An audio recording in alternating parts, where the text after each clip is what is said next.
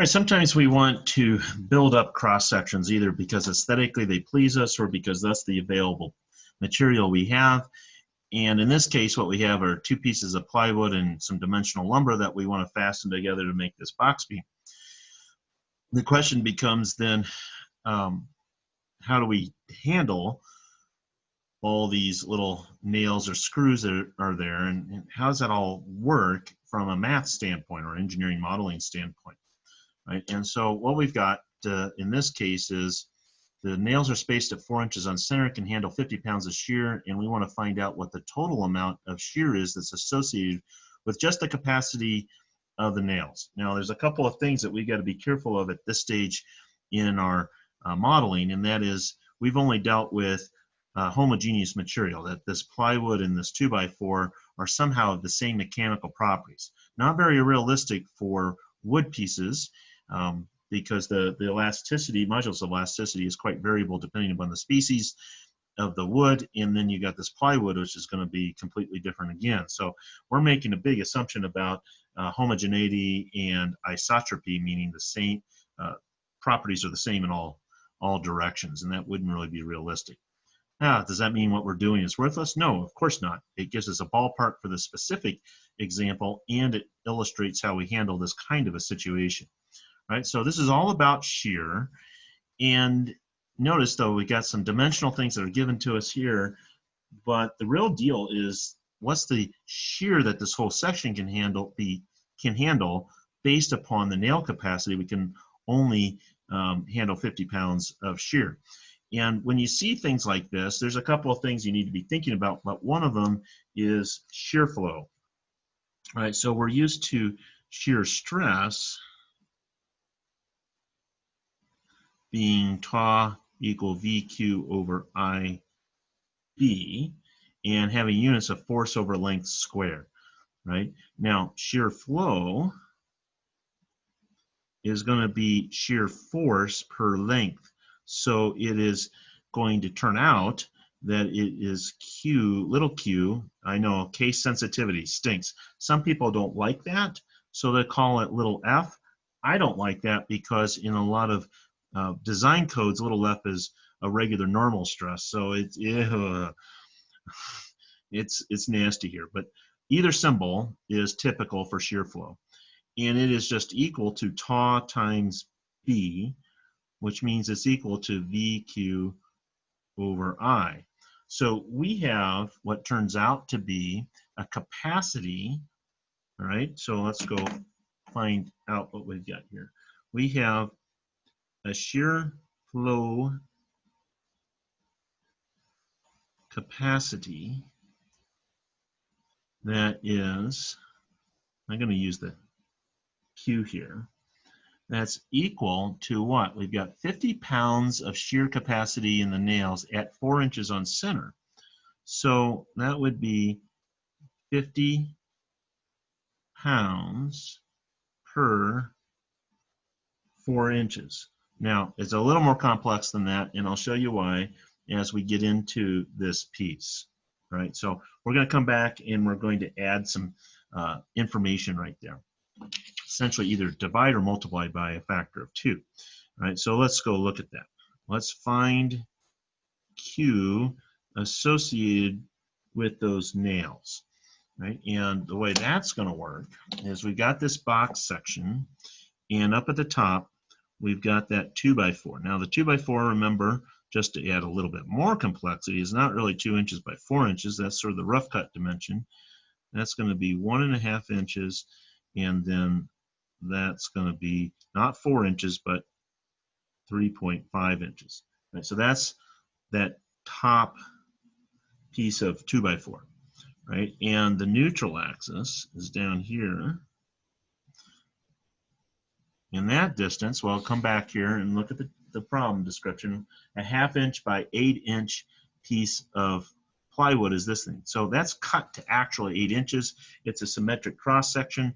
So the distance then from here to the top would be 4 inches. So the Q that's associated here to get to the shear in the nails that are sticking in here right? We free out the piece that's being connected, and we have to free it out on both sides, right? So that's why this shear capacity is actually going to get multiplied by 2. And so we have 100 pounds divided by 4 inches.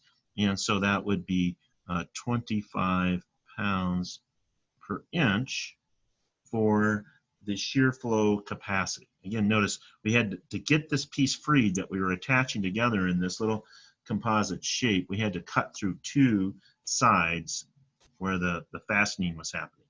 Right? So hence the 25 pounds per inch that we've got there. And along the way now, we also can calculate what the Q associated here is. And so that Q would be first moment of this area. So that's 3.5 inches times our 1.5 inch. That's just the area. The moment arm then is from the neutral axis on up to that centroid. So that'll be 4 inches minus 1/2 of the 1.5, or 0.75 inches, net of 3.25 inches. And so we'll have 3.5 times 1.5 times 3.25, and we have a Q that is this big long number, 17.06, blah, blah, blah, blah, blah. I'll write it down as 17.1 right now, but I'll store it as the full number here. So that's the Q, right? So what we're trying to find is the V that goes along with this shear flow, and we almost have it, but we're going to need to have the second moment of area for the whole cross section too. So let's find I. We are presuming that we're talking about a x axis bending here. And so that will be, there's 2 ways you could do this. You could use parallel axis theorem, or you could look at this as one big composite whole of a big rectangle minus that interior space, which is a little easier because both of those line up on the same side. So we've got a width that is the 3.5 inches, but we have a 1/2 inch of plywood on either side. So that's your width. Your height is 8 inches cubed, right? That's the whole gross, 1/12 BH cubed minus 1/12 of that hole in the middle, which is going to be that width of 3.5 inches.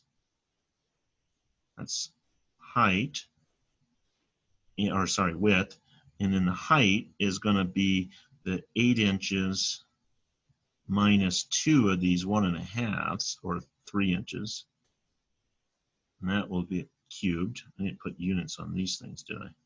Right, so that will be the little hole.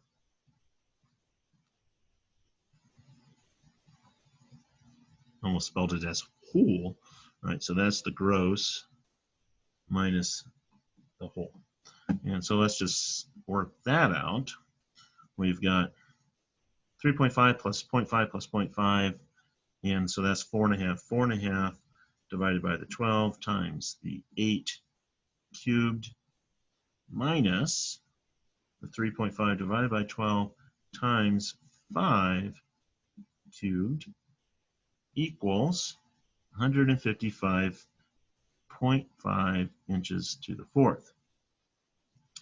Okay, so that gives us the I. Now we can go find what we want.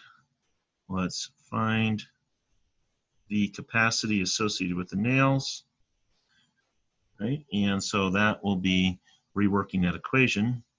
V will be equal to little q times I divided by capital Q, our capacity of 25 pounds per inch, times our I value of 155.5 inches to the 4th, divided by our Q value of 17.1 cubic inches.